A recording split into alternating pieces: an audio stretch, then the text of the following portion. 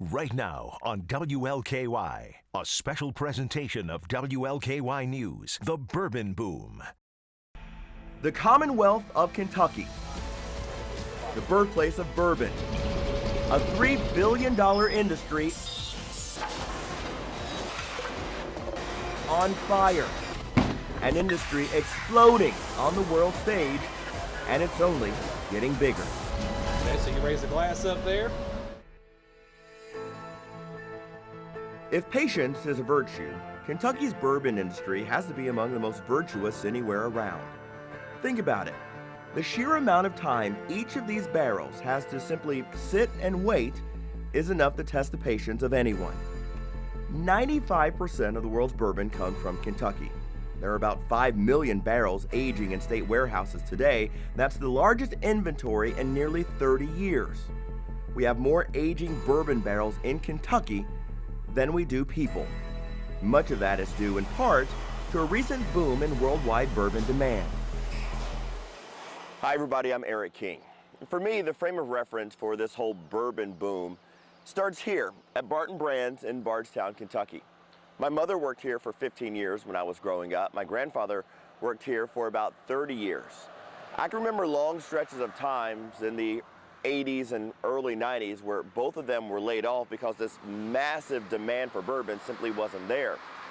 Today it's a whole different story. This distillery and its counterparts are firing on all cylinders just to keep up with demand.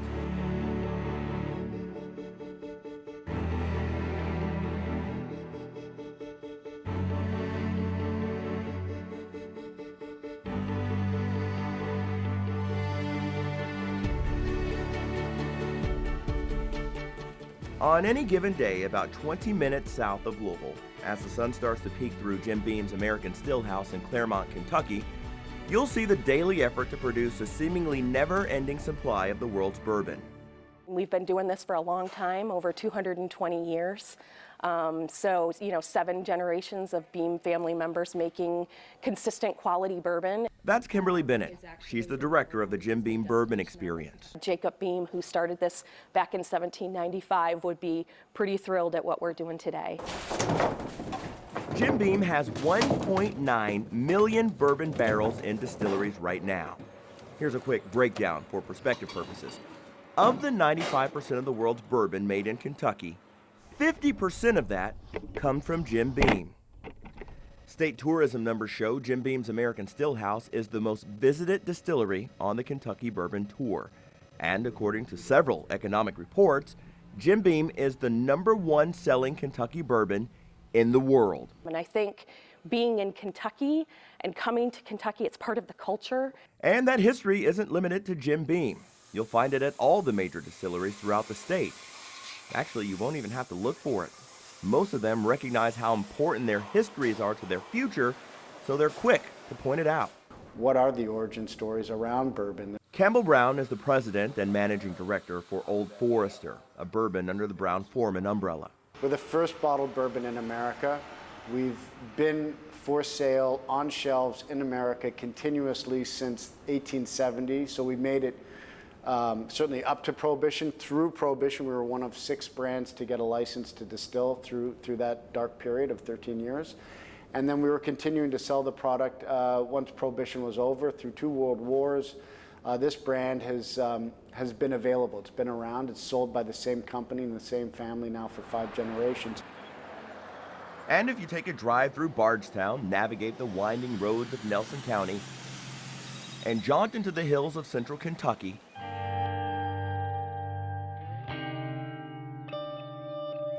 you'll find this.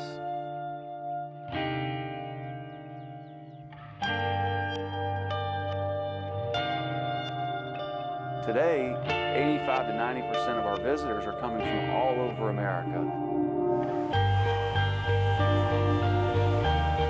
Although the history of Maker's Mark may not stretch back into the 1800s, its sales alone make it worth a look. It's ranked as one of the top 5 selling bourbons in the world. But while talking to Rob Samuels, the chief operating officer for Maker's Mark, I found out its beginnings weren't very promising. Our family had made really bad whiskey, a distillery called T.W. Samuels, for the better part of a century. that whiskey would blow your ears off. It was a test of manhood, and their vision was to create a soft yet full-flavored and handmade bourbon. So the company switched things up and gave it a woman's touch. Rob's grandmother created the name Maker's Mark. It's the only brand ever named by a female. She's the one who came up with the idea for what's become a worldwide symbol of Maker's Mark, the hand dipping of every single bottle. Purposefully inefficient, purposefully personal. To this day, each step of the process is handmade, is distinctive and different to any whiskey made in the world.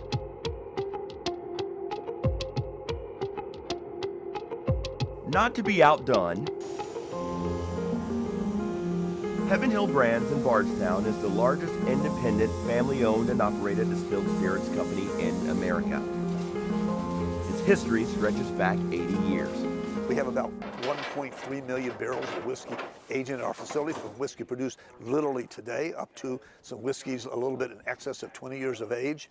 That represents about 23 to 25% of the world's supply of bourbon. Like the other major distillers, they're using every resource they have to keep pace with demand.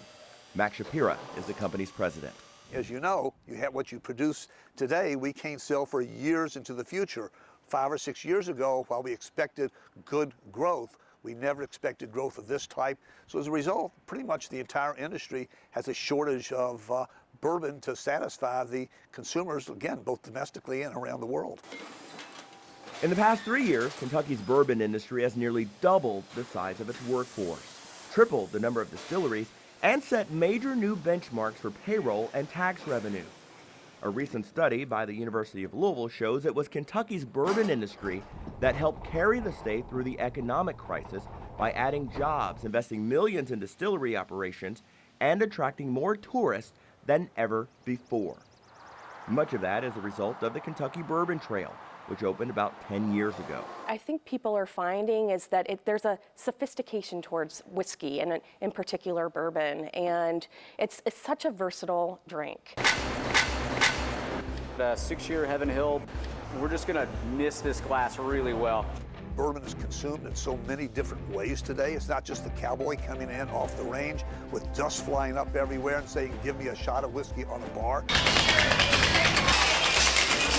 On a lot of levels, it's reintroduced bourbon to the world, created a new fan base, and sparked sales and production. I think most distilleries today are probably making better bourbon than they ever have, and this next generation of consumers are seeking out substance. A much broader set of consumers, younger and as well as female, are discovering or rediscovering bourbon. All that to say, Kentucky's bourbon industry isn't just big, it's the state's signature to the world.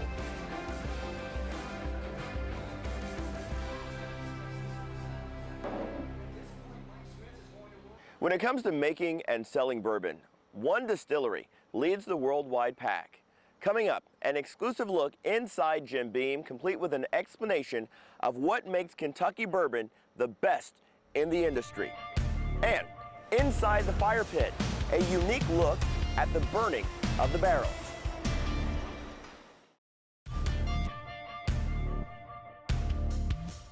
Making bourbon is not an exact science. While there are certain things that legally separate whiskey from bourbon, it all really comes down to taste testing. That makes the bourbon industry as creative as it is controlled. Here now, a look at what makes bourbon bourbon, and an answer to the question, what makes Kentucky bourbon best? In 2016, Jim Beam made history, becoming the first bourbon producer to fill its 14 millionth barrel since the repeal of Prohibition in 1933. We board the bus, take you down the distillery. Meet Jason Betts. So we introduce, this is the craft distillery. He's well equipped to tell you everything you'd ever want to know about making bourbon. So the alcohol becomes a vapor, travels up the column, the mash falls down the column. Luckily, for our sake, he was able to keep it simple on our exclusive tour. Here's how the process works. We vaporize the alcohol out of the mash, we condense it back down to a liquid, we do it twice. And then you have And then you got whiskey before it goes into the barrel at 135 proof right now. It's a very easy process. You have cooking, fermentation, distillation. The last thing is age. What you got here is whiskey. It's been proofed. White dog, white lightning, whatever you guys want to call it. You can see the difference. Yeah, it's just, it doesn't have that. Yeah, it's just real corn, real acidic, almost acidic flavor to it. But, we don't let the guests taste it, but just for your reference, so you can kind of see what it looks like. But, so what you have right now is going in the barrel. Now it's determined here from going on out what it's going to become. So now it goes in the warehouse for at least 4 years.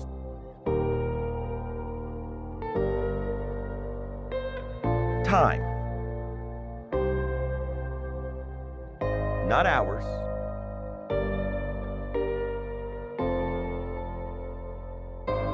Not days.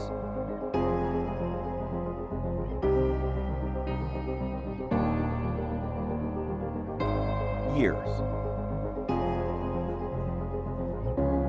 There's no time requirement for how long it's got to sit in there before I can technically call it bourbon.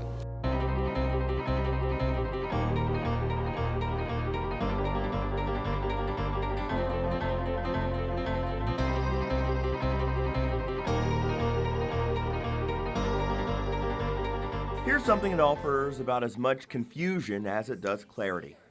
All bourbons are whiskey, but not all whiskeys are bourbon. Here's the breakdown. First, in order for it to be bourbon, it has to be at least 51% corn, whereas whiskey does not.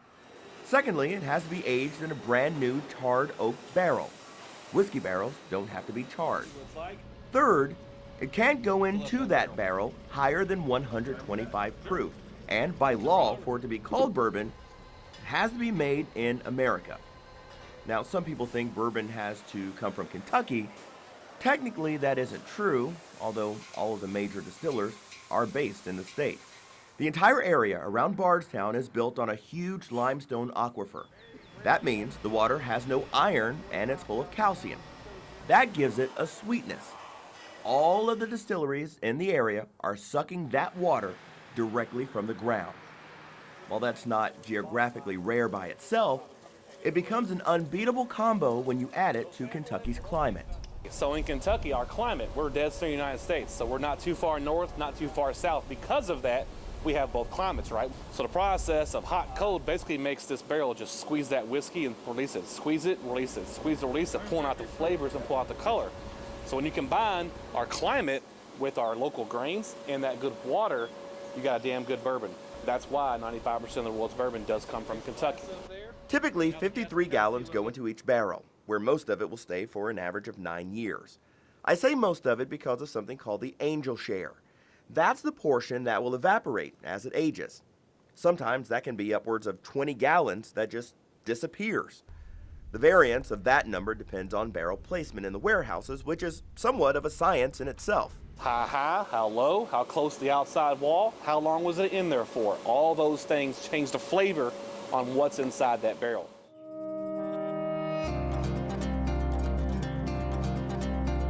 Tedious, measured, and exact. A process of patience.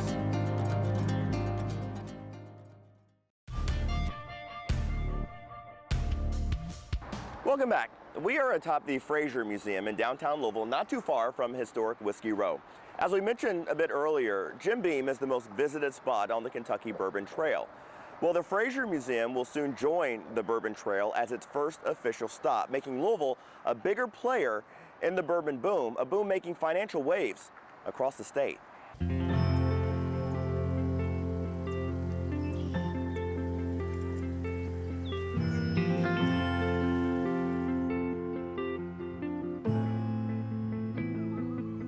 Never mind what the sign says. The name of this city is Loretta. Loretta. Population 700-ish.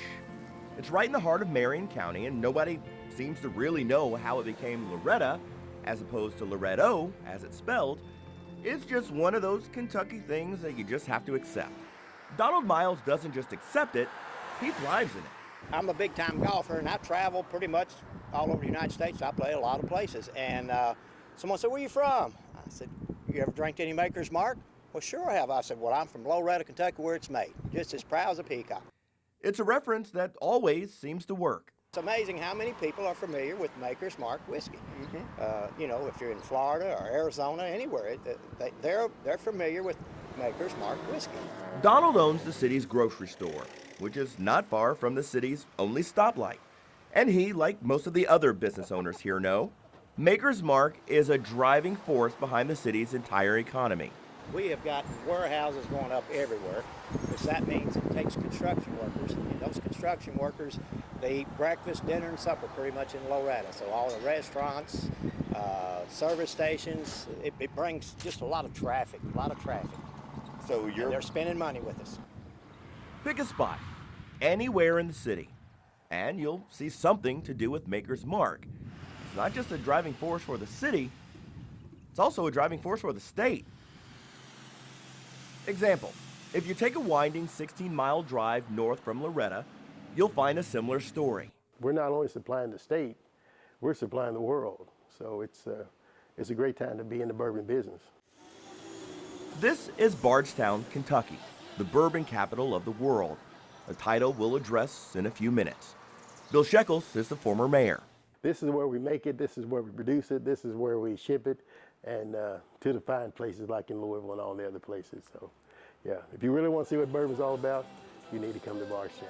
It's advice well taken by hundreds of thousands of people every year. There are nearly a dozen distilleries in and around Bardstown, and partially as a result of Mayor Shekels' leadership, there are 3 more on the way, making Bardstown the epicenter of bourbon production and the Kentucky Bourbon Trail, not just geographically, but financially. So the economic impact on the tourism aspect of it was tremendous, because once they got here, they spent maybe a couple of days here and visit all the other sites that we have here in Bardstown also. A recent study by the University of Louisville examined the financial impact of the Kentucky Bourbon Trail. It showed 73% of people taking the tour came to Kentucky specifically for the Bourbon Trail. And most of those people chose to stay an average of 3 nights in Bardstown. Bardstown is followed on that list by Lexington and Louisville. Greg Fisher and I, which are good friends, he likes to look at Louisville as like they're like the San Francisco of the Napa Valley. You know, you can come to Louisville, the big city, and sample all the different types of bourbons, but if you really want to see how bourbon is made and brewed and put together, you need to come out to the Napa Valley of Bourbon, which is Bardstown. Which brings us back to this, the title of Bourbon Capital of the World. And we've got the enthusiasm. People love being part of the bourbon industry. To get more of an understanding of how that came about, we've come here, to the Kentucky Bourbon House in Bardstown, of course, to meet the man who literally wrote the book on bourbon. Several of them, actually. I have more fun than you can possibly imagine. This is Colonel Michael Masters, the host of Kentucky. A journalist one time said, "You're the Kentucky Bourbon Master, aren't you?" I said, "Indeed I am." And it stuck, and I've used it as a way to describe myself for years. He is quick to offer you a mint julep, ask you where you're from, tell you a story or two, teach you about something you never knew, and entertain you for hours with his vintage Kentucky hospitality. People just love talking to Kentucky people. And the bourbon helps it along. And the bourbon helps it along. He can also get you off topic pretty quickly. So back to the whole bourbon capital of the world question. How did it come about? Well, the short answer, it's a federal trademark created by the Kentucky Bourbon Festival, which happens every fall here in Bardstown. No one's going to be able to use that term without permission from the people that own it, and that's associated with Bardstown. But the trademark is backed up by facts. Statewide, about 16,000 people owe their paychecks to the bourbon industry. The average salary for distillery employees is $91,000 a year. And the Bardstown area has an exceptionally high concentration of distilleries, meaning the financial engine that runs the industry is centered right here. We've got more bourbon making expertise in the Bardstown area than you can possibly imagine. So it's the brain power. It's a tremendous brain power. That's the production power. It's a unique experience to be a part of, and of course I'm glad we're right in the middle of it. There's more to bourbon than just making it. Somebody's got to put it into your hands. In the last several years, bartenders have taken artistic license with bourbon, and that alone has given it a whole new life and created a new wave of bourbon connoisseurs. There's not really a better place in America to be if you're making bourbon cocktails than in Louisville, Kentucky.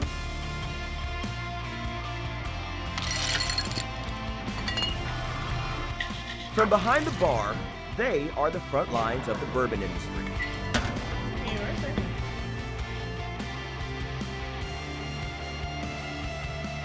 We tried to make different styles of drinks, not necessarily to cater to men or women, but we're gonna make some light, refreshing bourbon drinks. We're gonna have some strong, boozy ones. There's usually some outlier, pretty adventurous, like, you know, crazy flavored cocktail on the menu. Just gonna give that a quick stir. Bartenders have moved much more from somebody who's necessarily opening a beer or, you know, pouring a beer out of a keg or pouring a glass of wine. They're moved into almost, you know, chefs of a bar. That is Ryan Rogers. 100 proof. It's gonna have a little more bite. He is the chef and owner of Feast in the fast-growing, trending area of Louisville known as Nulu.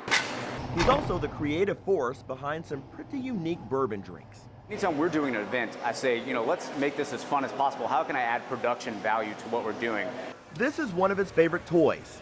Think of it as the sophisticated version of the snow cone machine, only much more expensive, imported from Japan, and used primarily for bourbon.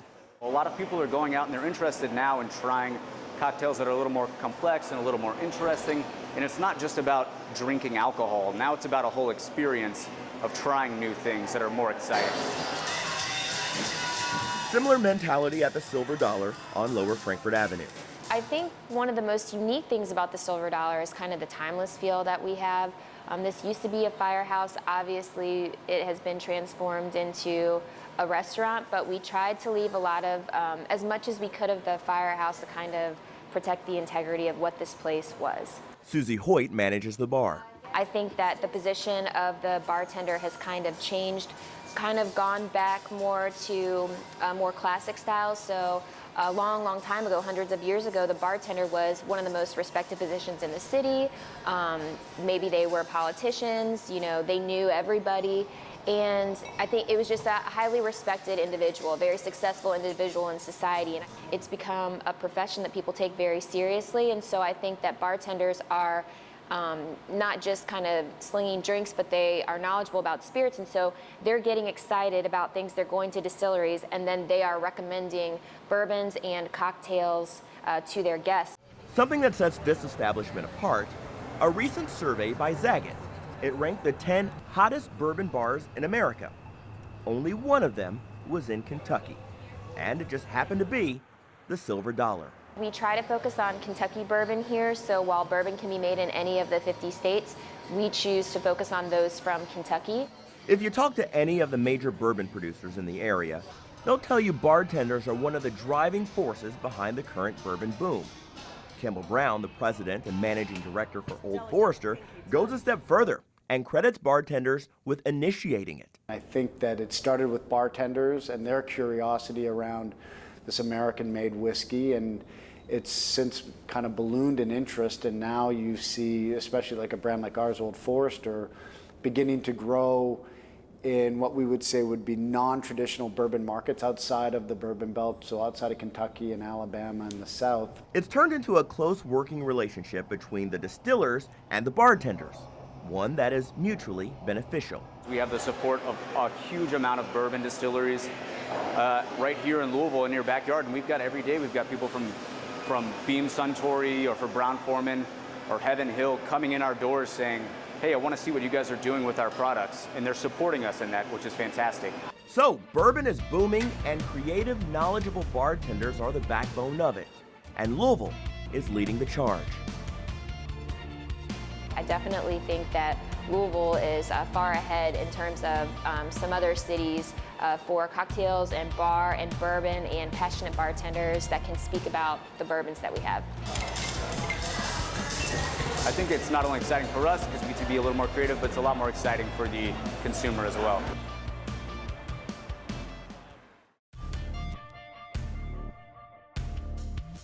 Kentucky's bourbon industry has seen its fair share of difficulties. 13 years of prohibition, layoffs, world wars, economic drops in sales, but it's always shown a resilience. But perhaps no company has shown more resilience than Heaven Hill. 20 years ago, a massive fire threatened its very existence. Today, though, you'd never know it.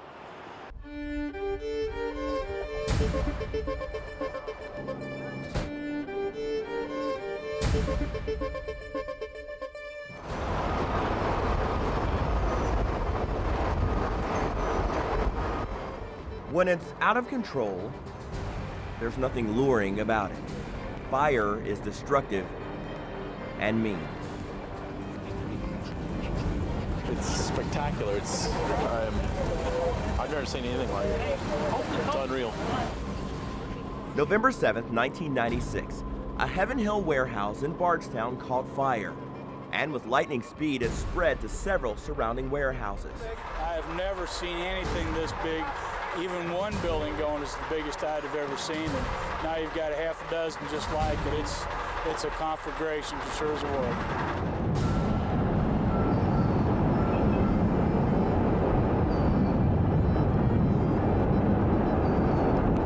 It's something you may only see once in a lifetime. I hope you only see it once in a lifetime.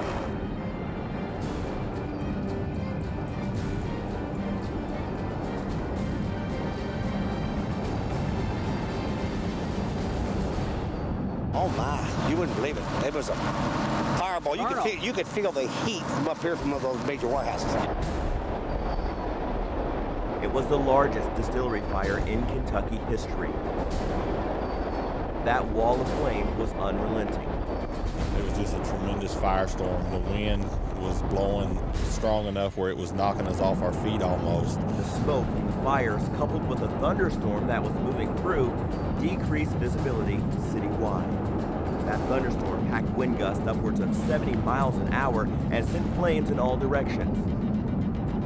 I don't think anybody's seen anything like this anywhere, really. There were fears the fire would take down the country's only family-owned and operated distillery, along with part of the city that housed it. But, in an almost poetic twist, that same thunderstorm that helped fan the flames eventually helped to put it out. 90,000 barrels of bourbon were lost. Of the 44 Heaven Hill warehouses, 37 survived, and what's truly remarkable, the plant was back open the very next day. Heaven Hill employees stood up and showed up, but they didn't have to do it alone. Other bourbon producers like Jim Beam and Brown Foreman stepped in to help, a visible symbol of the strength, camaraderie, and perseverance of Kentucky's bourbon industry. It was a one-day, traumatic day, I might add, but we were in business the very next day, the day after, the month after, and and all the rest of the years since that time. Today, it's really part of history. We don't even think about it anymore.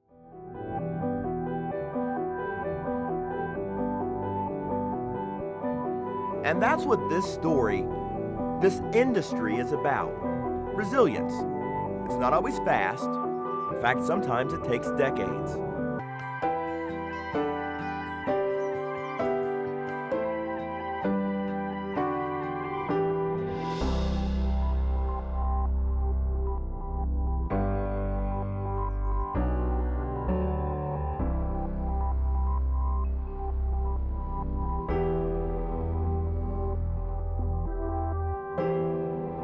And all the whiskey that was in the warehouse 20 years ago, it's pretty much all gone today. It's all been used, consumed, and we're looking for the future at this point.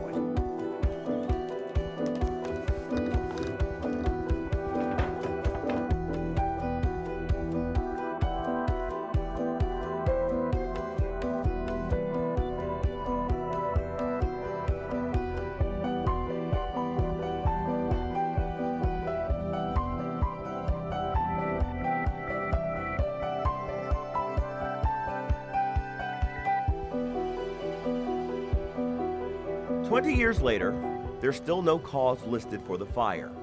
Regardless, Heaven Hill is thriving.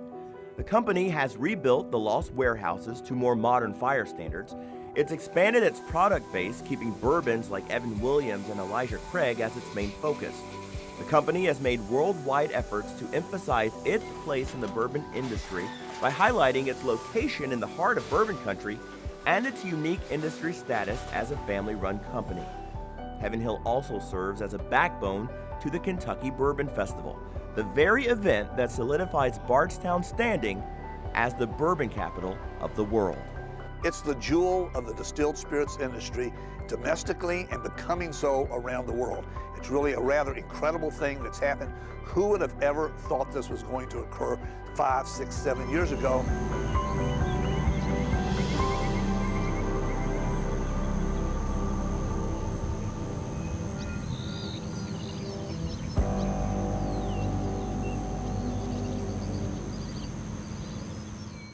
Up next, we're going inside Brown-Forman, the only bourbon producer capable of making its own barrels. A fiery look at how they do it. And if you want to be competitive in the world of bourbon, there's one company whose phone number you'd better have on speed dial. How Vendome has made itself the backbone of the bourbon industry.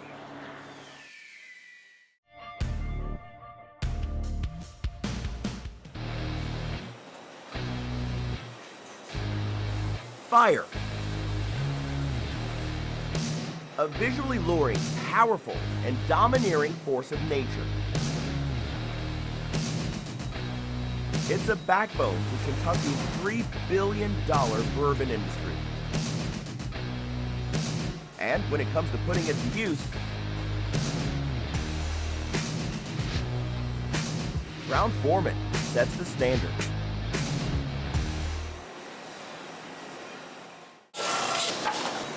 What's special about it is nobody else in the industry can do it. Tucked away in the southern part of Louisville, the Brown-Forman cooperage is doing its part to keep bourbon warehouses full and the industry booming.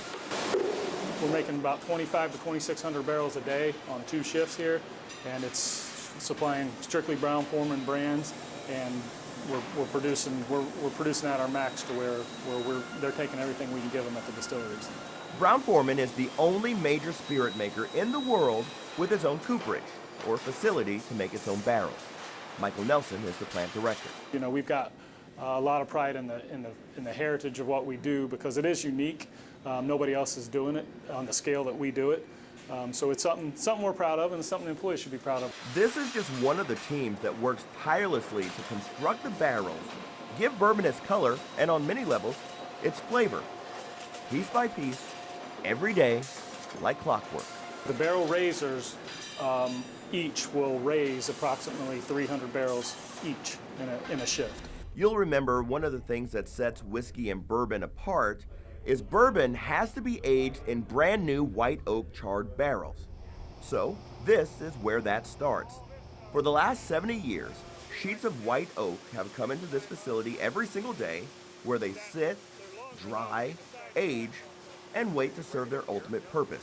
And sometimes that process can take up to a year. Once construction starts, the process moves fast, and eventually, the barrels arrive here, the Inferno.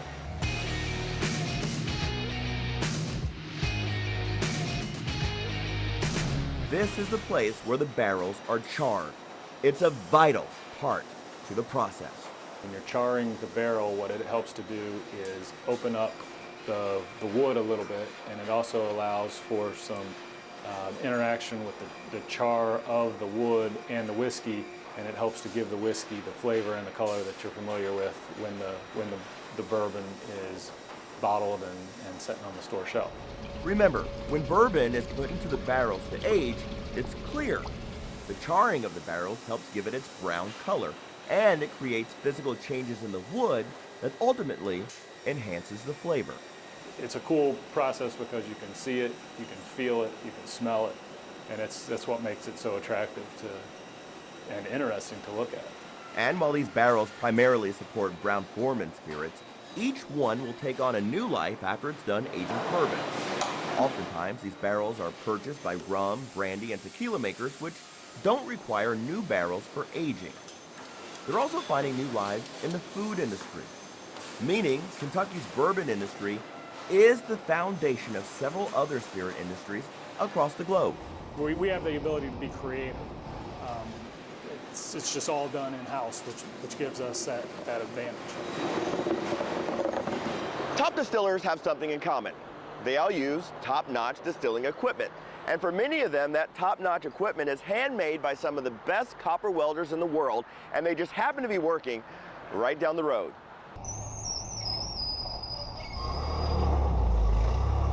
You won't find a single drop of bourbon anywhere on these grounds. But Vendome Copper and Brass has a unique and seemingly unmatched spot in bourbon production. Everything you see in this bay here of the shop is distillation equipment for the bourbon industry.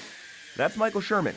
He's the company's VP. Our customers range from all the large distilleries throughout Kentucky and Tennessee, down into the Caribbean and the rum industry. The people you see here are among the best copper welders in the world. And you can see the proof for yourselves if you ever make stops on the Kentucky Bourbon Tour. Vendome's copper stills are visible in several of the major distilleries, not just in Kentucky, but worldwide. In fact, you might remember this from our tour of the Jim Beam American Still House. And Vendome stills are popping up in some of the smaller craft distilleries, which we'll talk about later. These stills are vital to the bourbon making process. Vendome started around 1903, 1904. My great-grandfather started the company. As Michael's great-grandfather knew, distillers prefer to use copper product rather than other materials because copper, it does a better job of evenly conducting heat, creating a more even distillation, which essentially ensures a better taste. Thing is, it's not easy. Good copper welders are rare. You just don't see a lot of shops anymore in the United States that actually work with copper, weld copper. Welding copper is a very rare thing that you see. There's only probably a few shops in America that do it anymore, and we're one of them. Vendome spends years training its welders in-house and has done that for decades, each one working tediously right here in the shadows of downtown Louisville, almost in complete isolation, welding, molding, and creating unique pieces of equipment for spirit makers all over the world. But recently, something changed, and that obscurity went away. We've been in here over 100 years, and about 5 or 6 years ago, all of a sudden, people started calling and asking if they could do a tour of Vendome, and they were interested in seeing what we were doing. And we've had just people call in and say, "Hey, we didn't even know you were located in Louisville." It kind of hit us by surprise that everyone, caught on and was interested. And not just interested in seeing the place. More and more individuals are trying to dive into the spirit-making industry, and they're coming to Vendome to custom design their copper stills. It's kind of been a little overwhelming. Overwhelming in a good way, because right now, business here is good. Orders are coming in, equipment is going out, and there are no signs of a slowdown.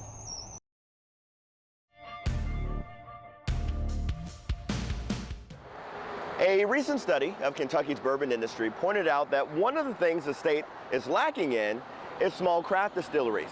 But it looks like the state is now competitive in that avenue as well, because Louisville's Copper and Kings has managed to take the growing popularity of the bourbon industry to do something creative. And they're doing it with personality and rock star flair. Brandon O'Daniel has a bit of a cool factor to him.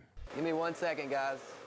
He's essentially the head rock star in a facility that's, well, built on the concept of being a rock star. It's definitely not the majority of the population doing it this way. Copper and Kings is only a few years old and takes up a pretty big block of prime real estate in Louisville's Butchertown neighborhood. Inside, they've got 3 copper pot stills used for distilling. All 3 were built right here in Louisville, just down the road at Vendome Copper and Brass. And all 3 are named after women in Bob Dylan songs. You should know, as Brandon spends much of his day sampling alcohol, that his technical title here is head distiller. Well, it's basically my job to go through and look at the vineyards, taste the juice, taste the wine, and then decide, all right, well, this wine's where I want it to be, this wine's not where I want it to be before it goes into the still. You'll notice he said vineyards rather than grains. That's because the twist here is Copper and Kings doesn't make bourbon. if we were making bourbon, we'd be just like every other distillery, but instead we're making brandy, and nobody else is making brandy here in the state of Kentucky, at least like us. Joe Herron is Copper and King's founder.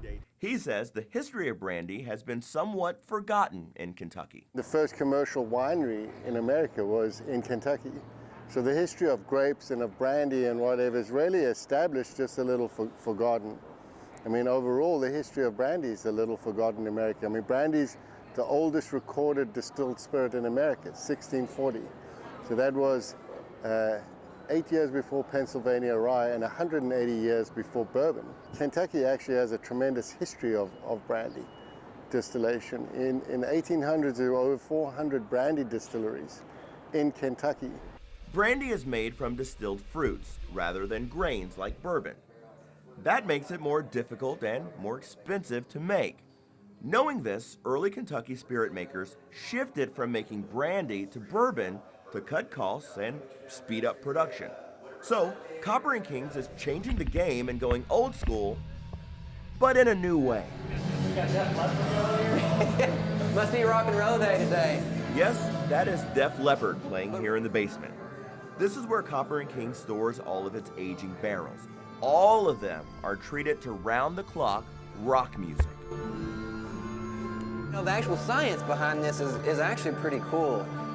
So basically, we're inside, so our humidity and our temperature are relatively constant. Right. That being said, I'm not getting a tremendous amount of in and out through this barrel because my temperature and climate are the same. You know, in a bourbon warehouse, they really like those really hot peaks and those really cold lows. It's called sonic aging. So we try to keep it as constant in here as possible, and then what we've done is we've actually put in large subwoofer speakers that are about, I don't know, 2 feet wide by 3 feet tall. I mean, we're blasting rock and roll music 24/7. And what I'm doing is the spirit on the inside, the very center of that barrel, because I'm vibrating or pulsating with music, it actually causes that spirit to wave. So the spirit on the inside goes to the outside, and the spirit on the outside goes to the inside. So it's constantly turning. It's a new twist on an old spirit, and its early success is the direct result of the recent bourbon boom. What you're seeing is a bigger trend that surrounds all food and beverage in America, where people are more adventurous. We're looking for bolder flavors, stronger character in terms of what we drink. And bourbon fits very neatly into that. Aged brandy, in particular, the way we make it, is obviously similar. You get all that heft and structure and backbone with brandy's signature cheek, which is length and finesse and finish. And that's good news for the entire industry. We've always had scale. Now we're going to get depth and diversity. And that depth and diversity is actually the engine that explodes us. Smaller distillers will complement the big distillers. The big distillers will start to broaden their bases and offer, you know, a lot of interesting stuff. And this is an industry with incredible talent, and it's now just been unshackled. And the unshackling of the distilled spirits industry in Kentucky is the moment that you start to turbocharge the economic growth, the economic engine. Kentucky's bourbon industry has grown so much and garnered so much attention, it now officially has its own word, bourbonism, a fusing of the words bourbon and tourism. As a result, Kentucky is now a year-round travel destination, a direct result of the Kentucky bourbon boom. For WLKY, I'm Eric King. Thanks for watching. It's the jewel of the distilled spirits industry. Things have come and have gone, but bourbon remains. This is a win on so many elements here in Kentucky. As you look across Kentucky, you know, there is a boom going on. When things are really terrible, bourbon flourishes. When things are really great, bourbon really flourishes.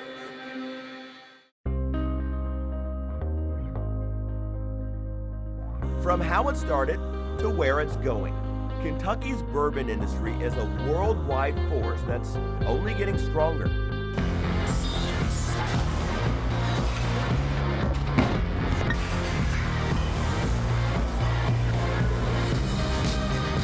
Hands down, the majority of cocktails we sell are bourbon-based cocktails, which is not something you would have seen 20 years ago. We have to ride the tide. When something hot is hot, and bourbon right now is hot.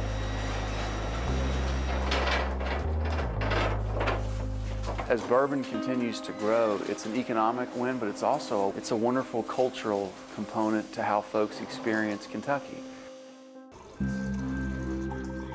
Well, we think that the best is yet to come. That pretty much sums it up.